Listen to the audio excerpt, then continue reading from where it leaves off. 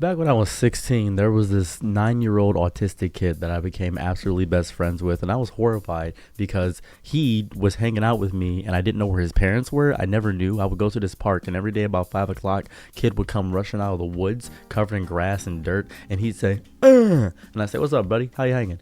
I don't know how we became friends. We just start talking one day. He can't say words, but he could definitely communicate. He would show me cool rocks he found in sticks, and it was actually fantastic. And I noticed that his teeth were rotting because he did not brush them. I imagine his parents just didn't really care about him. They just sent him out in the woods and, "Go on, boy, get out of here. You're Tarzan." They just didn't care about the child. And I used to be a member of the blue team when I was selling.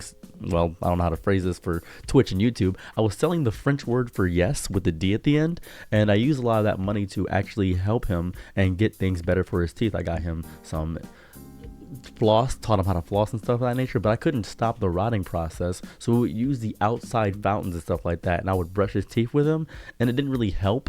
I tried my best to. His gums would bleed, and he started freaking out. He felt like he never brushed his teeth in his entire life, and it's kids like those that I get terrified of. One day I followed him home, and I asked his mom, I said, "Hey, this is my best friend. What's going on with his teeth?" And the house was completely annihilated. They were in some weird trailer park little area. The mom didn't really care about anything. The mom was confused that the kid was hanging out with a black boy, and I was way older than him. She thought I was weird, and I was covered in all blue because obviously I was part of the team back in the day. So it was very horrifying. And the dad was very violent with me. He pulled out a gun. He chased me off, but I still hung out with the boy. I think about him from time to time. I don't know what happened to him. Eventually he just stopped showing up. I didn't know what was going on in that whole situation, but I just don't like watching people suffer. I do a lot of actions like this when I get involved in people's lives.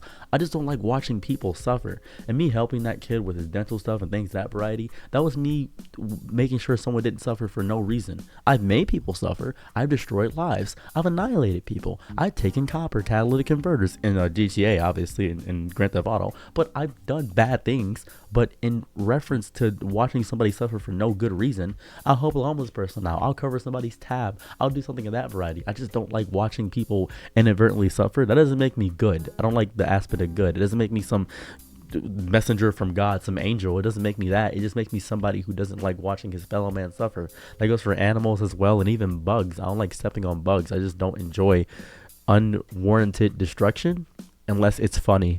If it's not funny, I won't do it. That's pretty much my entire morality right there.